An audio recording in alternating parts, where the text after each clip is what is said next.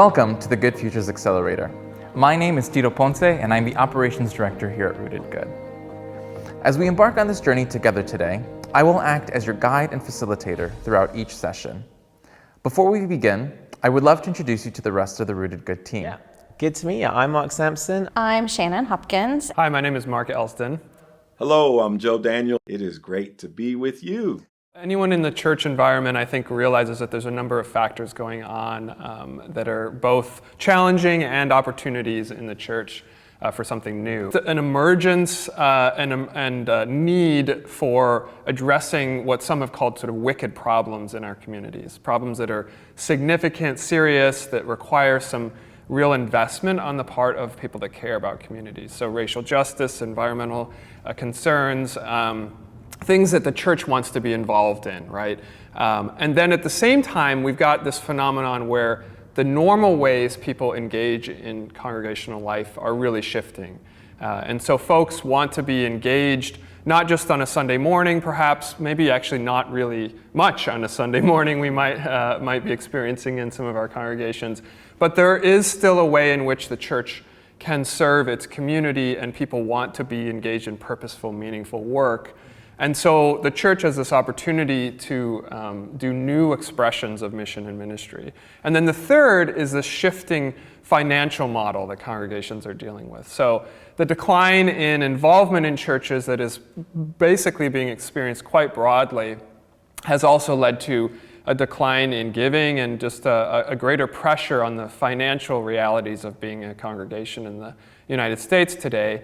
And so there's a need to look for new economic models, new ways of generating revenue. So all three of these factors, as they converge, lead us into this space of exploring social enterprise as a way of addressing wicked problems, as a way of engaging in new forms of mission and ministry, and as a way of generating revenue that's aligned with that mission and in a sustainable financial model for the congregation.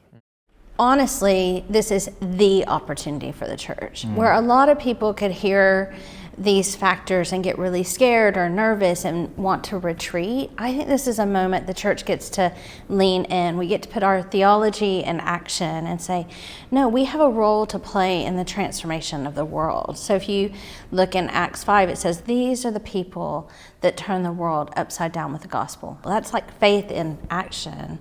So this moment where we can say, okay, all these things are converging.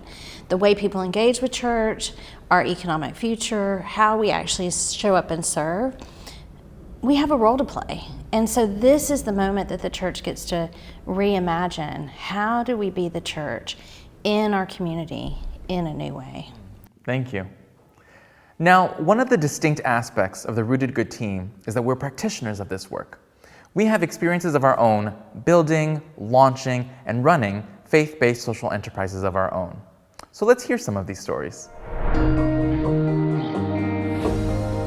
For me, it started in 1992. I came here as a part-time pastor to a church that had almost been closed on 2 occasions, sold on 3 occasions, and was really just doing the best it could to stay alive.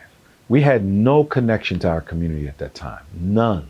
There was no connection at all. We met here on Sunday for an hour, gone. We established a Bible study because we didn't have one. People started growing in that, wanted more Bible study. People began to really sense and feel their calls to ministry, their calls to service, how they needed to serve their community, and we began to move outward. And one of our trustees once said, we need to build a fence around the church. And somebody said, a fence? We need to open our doors. And so for the longest time, we would go up and down Georgia Avenue and look for property. And on 3 occasions, we got to the 11th hour and 30th minute on closing on a deal on property to be able to house more homeless families. And the deal would fall through. And one of our members at the time, Wheeler Winstead, sat in a meeting in the house that we had renovated. And he looked at everybody and said, why don't we just build right here? And so we began to get some surveys and saw that we could build here. And the next thing you know, the vision of what would be called the Beacon Center was born. We began to influence the city to do neighborhood investment There were hurdles to climb in that, but we got through those, and here we are. 2019, we cut the ribbon, and 99 units of affordable rental housing for people who are being displaced from the city. We literally are housing families who otherwise would have no place to live. Now, those are some fabulous stories, and I hope you found them as inspiring as I have. But these are just a few examples of social enterprises you all have done. But our churches, their stories won't look exactly like this. So Shannon, what would you say to churches that are watching this right now? First of all, I would say if you're feeling a little bit overwhelmed, just take a deep breath. You can do this work as you go into your communities and as you go on this journey with your congregation and your team. This is your moment, and you can do this work. And I can imagine that it can feel kind of scary thinking that the work has to be perfect, right? But it wasn't always stories of successes, right, Mark? Absolutely. A mindset of experimentation is what's required for this kind of work. Don't worry if things don't work. Rejoice in the learning. Get up, try something else, tweak it, change it, learn as you go. This whole thing is an experiment. And experimentation can be hard to approach in the beginning, to feel comfortable with, right? But so what would you say to someone who's uncomfortable with the idea of experimentation?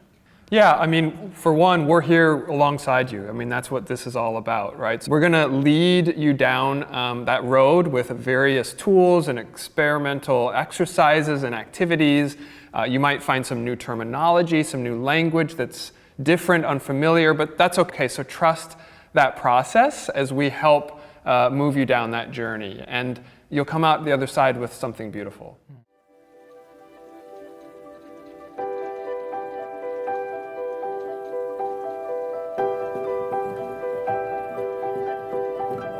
I want to show you this amazing place. Come with me.